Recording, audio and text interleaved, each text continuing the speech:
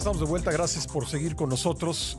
Han pasado 5 días desde el asalto al Capitolio en Washington del pasado 6 de enero, una cosa que francamente sorprendió a muchísimas personas en el mundo que jamás hubieran imaginado que un país de instituciones democráticas tan sólidas como Estados Unidos pudiera algún día ver esto.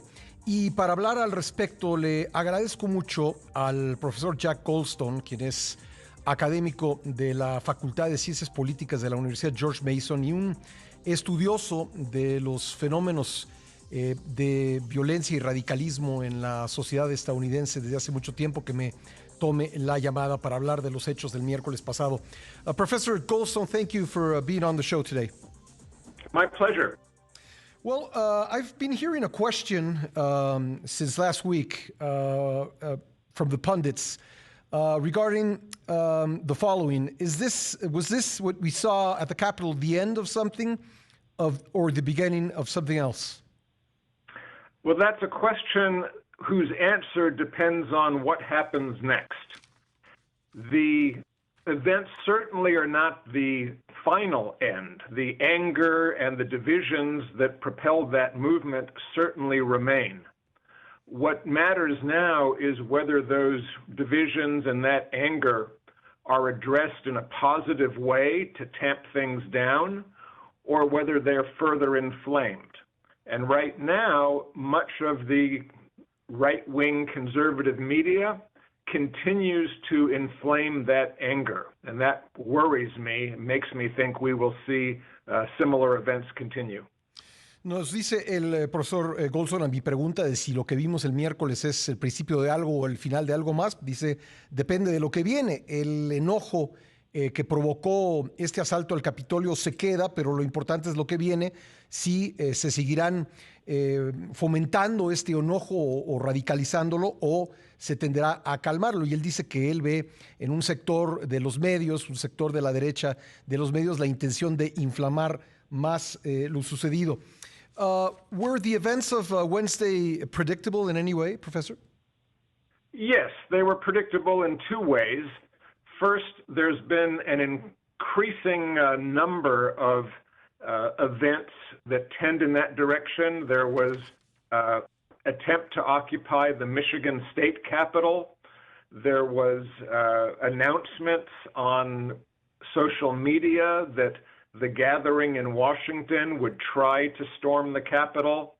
So this was not something that appeared out of a blue sky. There were many signs and many predecessor events.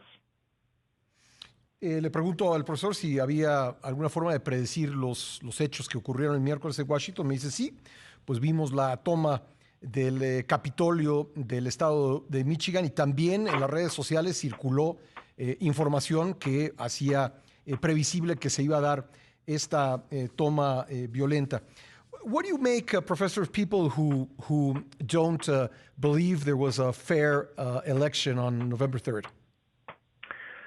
I'm sympathetic because they've been told that the election was not fair by the president, by television and radio commentators, by hundreds of people expressing that view in the media. So people are not coming to that view just out of their own personal suspicion. This is a view that has been defended, including by many top Republicans, and therefore it's dangerous. Bueno, le pregunto al profesor qué piensa de aquellas personas en Estados Unidos, francamente, pues muchos millones que no creen que la elección del pasado 3 de noviembre haya sido justa, y dice, pues los entiendo porque eso es lo que les ha dicho la dirigencia del Partido Republicano, el presidente Trump, lo han oído en los medios de comunicación conservadores, es decir, no es una impresión que sacan de sus propias sospechas, sino que los han llevado a creer esto.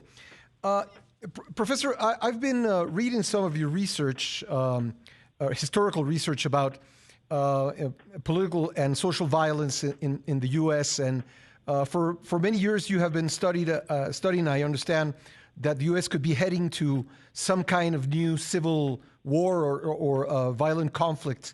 Do you think this is part of that scenario? Yes, very much so. In fact, you probably will see more people using the words civil war. We're on the edge of a civil war. We're on the edge of people rising up. And this is because a large portion of the media and political elite have actually cultivated an atmosphere of objecting and fighting against the mainstream press and the mainstream politicians. There is a ongoing revolutionary movement that is supporting the individual, Donald Trump, rather than the institutions of this country. Bueno, el profesor Goldstone ha realizado investigaciones desde hace tiempo que muestran cómo se ha incrementado la violencia política, la violencia social en Estados Unidos, y ha predicho que Estados Unidos podría estar en camino a una guerra, a una nueva guerra civil. Le pregunto si esto que vimos es parte de ese escenario. Me dice, yo creo que sí, porque hemos visto ataques en contra de los políticos más centristas, de las ideas más centristas, y el presidente Trump ha sido justamente uno de los personajes que ha promovido esto. Do you see also the possibility of social and political violence on the left as well as on the right? Certainly.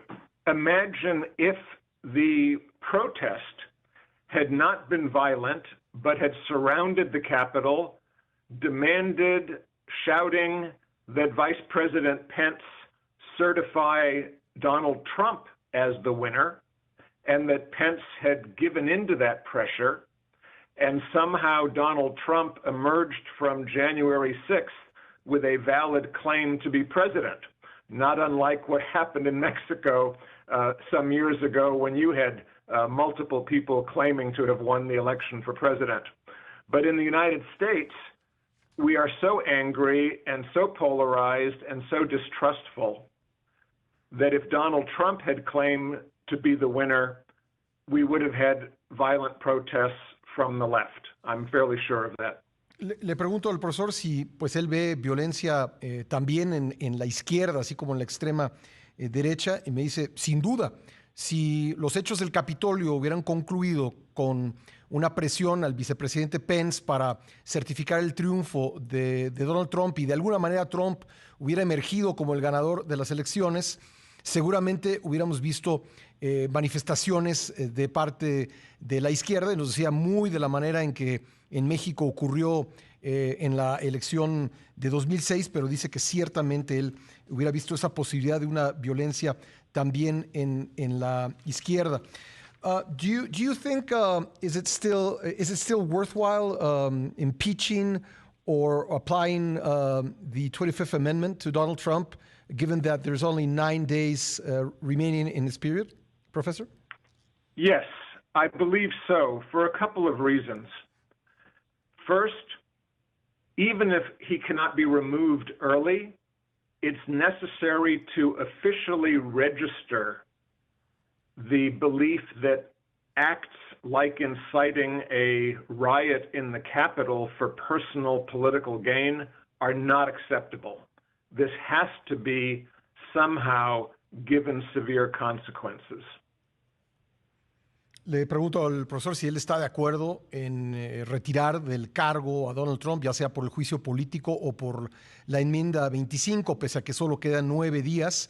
Y dice que sí es importante hacerlo para dejar registrado que no se vale hacer una incitación a la violencia, tomar violentamente el Capitolio, que nadie más se atreviera a hacer esto. Do you think it's going to happen, Professor?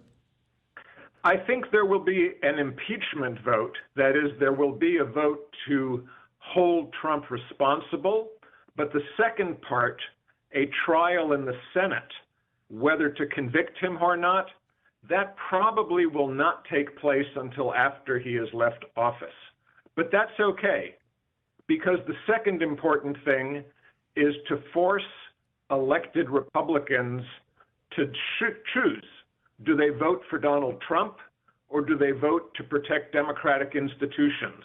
And we need to know where the official Republicans stand. Le pregunto al profesor si cree que va a ocurrir, si veremos destituido a Donald Trump.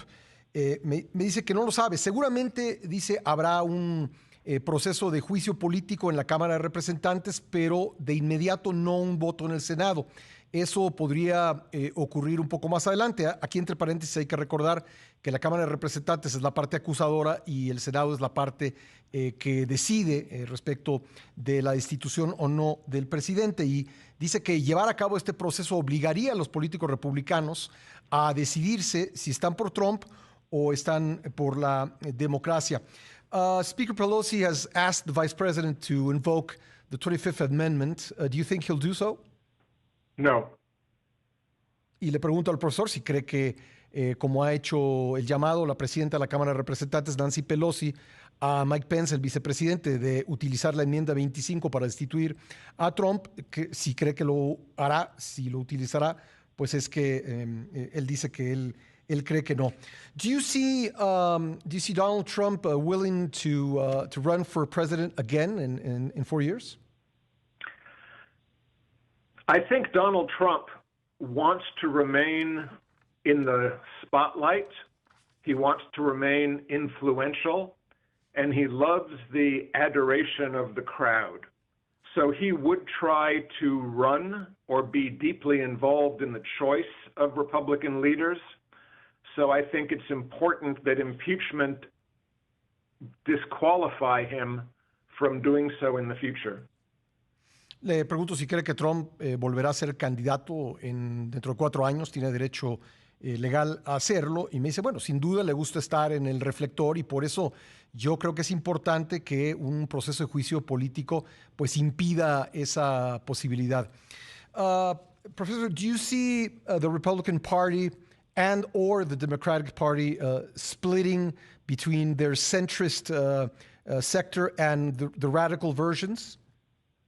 To some degree, that is already taking place, but I think the movement in both the Democratic and Republican parties will be toward the center, away from the fringe. And that's because only if the moderates of both parties work together can they get anything done. And there is much that needs to be done, whether it's responding to the COVID pandemic, rebuilding infrastructure, dealing with immigration, rebuilding government finances. It's so urgent to get things done that the pragmatic groups in both parties have strong incentives to work together. Le pregunto al profesor Goldstone si cree que los partidos republicano y demócrata podrían partirse entre sus sectores centristas y sus sectores extremos, y me dice, pues eso ya está ocurriendo de alguna manera, pero creo que el movimiento en ambos partidos tendrá hacia el centro, porque esa es la única manera en que se van a poder hacer cosas, ya sea sobre la pandemia de COVID-19, la reconstrucción de la infraestructura del país. La única manera de sacar adelante acuerdos, me dice, es si el centro puede colaborar. Professor Jack Goldstone, it's been an honor to have you on the show. Thank you very much. Oh, thank you, and thank you for your superb translation. I'm indebted to you for helping me reach your audience. Thank you. Thank you, professor. Thanks a lot. Bueno, ahí está el profesor Jack Goldstone, académico de la Facultad de Ciencias Políticas de la Universidad George Mason, un académico al que yo pues he estado